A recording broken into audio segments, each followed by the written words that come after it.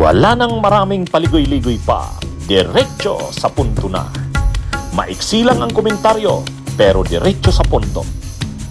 Maraming kuro-kuro, may tiwali, may totoo. Dito, sa puntong diretso tayo. Punto, diretso.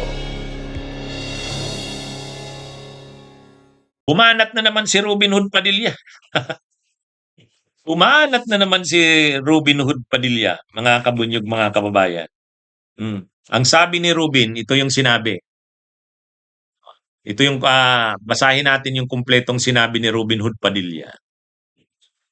Sabi ni Robin Hood Padilla, mga kababayan, kung ganito ang Kamara at Senado ninyo, turuan at pabidahan, isarado na po natin ito para sa katahimikan ng lahat bago pa kami pagsabungin at tuluyan ng mailigaw ang issue ng flood control, ang gulo ng bayan natin.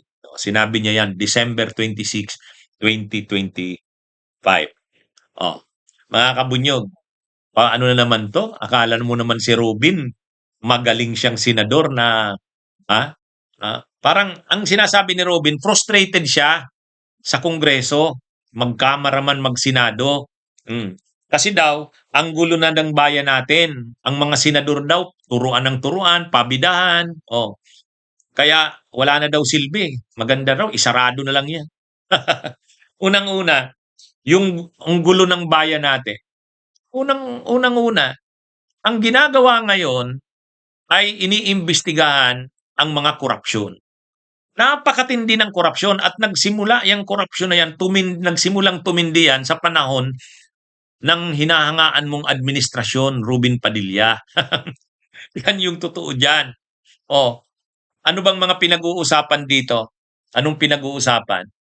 Yung mga flood control, yung mga sobra-sobrang insertions ng mga politiko.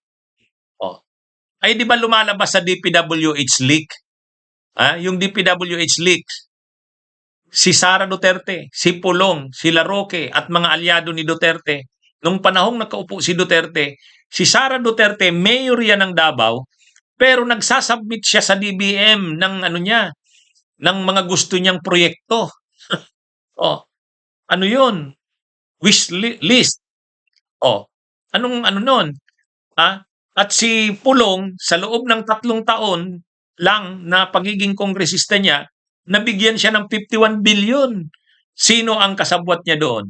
Sila Yussi Cabral, DPWH, si Mark Villar, at saka yung House Appropriations Committee chair noon. Sino yon? Si Eric Yap, na best friend niya. Kaya tayo nagkakagulo dahil pumutok na yan ngayon.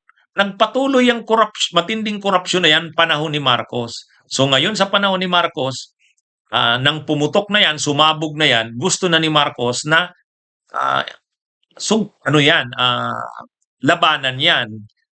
Ngayon, dahil sa tindi ng korupsyon, talagang matindi rin ang mga debate, matindi rin ang mga lumalabas na mga issue dahil sa tindi ng korupsyon. Ngayon, ang paglabas ng mga issue na yan, ang paglabas ng mga debate sa mga investigasyon, hindi yan ikakasama ng bansa. Si Robin, tinitingnan niya yan, yang daw ay kaguluhan, hindi kaguluhan yan. Kailangan yan, mas mabuti pa nga sa bansa natin, hindi tayo umabot ng katulad sa Bangladesh, ng katulad sa Madagascar, ng katulad sa Nepal o sa Indonesia. Pero yung ginagawa natin na pag-iingay, pagkalampag, at yung mga debate sa Senado, habang iniimbestigahan mga korupsyon na yan, hindi yan Robin kaguluhan. Ang gusto mo kasi tahimik lang, tahimik ang mga senador dahil nakakapangurakot sila, walang nag-i-expose niyan. Ay ngayon, lumitaw ang mga korupsyon, mga kasamahan mo pa ang sangkot. Sila Jinggoy, sila Cheese, sila Joel Villanueva, sila Revilla, mga kasamahan mo yan, Robin.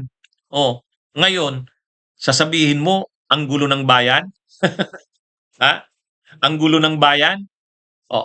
Kung magulo man ang bayan dahil nagpoprotesta ang mamamayan, dahil gusto ng taong bayan managot ang lahat ng sangkot.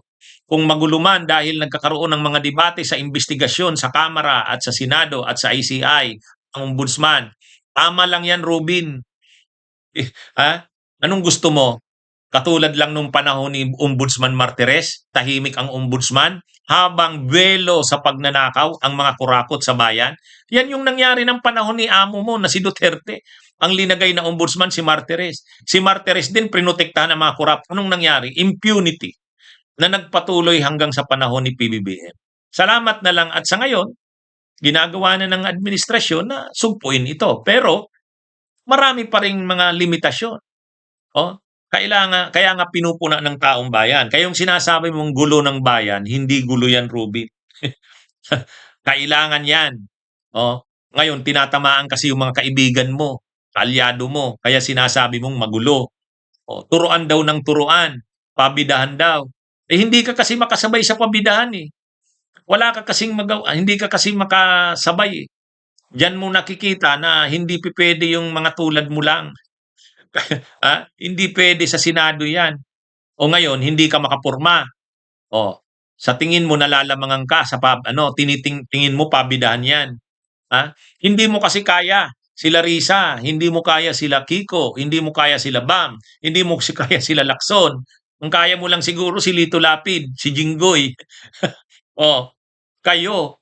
O ano 'yan, ay ngayon kung hindi mo kaya 'yan tapos sasabihin mo pabidahan, hindi ka kasi makapurma, eh. Ngayon biglang nananawagan si Robin, isarado na lang daw ang Kamara at ang Senado. Hindi ang Senado at ang Kamara ang may problema, kayo na mga nabubutuhan ng mga senador at kongresista na wala namang silbi sa bayan. Kayo ang dapat palitan. Hindi yung isarado ang Kamara at ang Senado. Kayo ang may problema. Kayong mga politiko na hindi dapat nakakaupo dyan. Kaya lang, dahil ang mga butante natin ay bumuboto sa kung sinong sikat na tulad mo, yan, ganyan ang nangyayari sa atin. Mahabang panahon pa na i-educate natin ang mga butanteng Pilipino. Pero darating ang panahon, mamumulat din ang mamamayang Pilipino. Pagdating niyan, hindi na kayo Robin mananalo. So hindi naman ang Kamara at ang Senado ang kailangang isara. Ang kailangan, wag manalo ang mga katulad nyo. Ang problema, mahabang proseso yan. Kasi ang ating eleksyon, kung sino yung sikat na mga tulad mo, kahit wala namang silbi, nananalo pa rin. Yan ang problema natin. At kung sino yung mga may pera, yun ang nananalo. Ay karamihan ng mga kasama mo, mga corrupt. Kaya nananalo. At nadadala sa kasikatan. Dahil ang eleksyon natin, kung sino yung sikat, kahit naman walang kakayahan, nananalo. Ikumpara mo nanalo ka kumpara kila Chiljokno, ang layo. Nanalo ka kumpara kila Attorney Luke Spirito, Attorney Nery Colmenares, kaya lang wala eh. So, ang kailangan, hindi isarado ang Kamara at Senado. Ang kailangan, wag manalo ang mga tulad mo. Yun, Robin. Yun, at mahaba-haba pang laban ito. Bunyog, bunyog, halikan na kasama ka. Bunyog, kapag buklod ay may pag-asa. Luzon, Visayas, Mindanao, isa ang pananaw. Sa bagong Pilipinas ang bunyog isisigaw. Bunyog.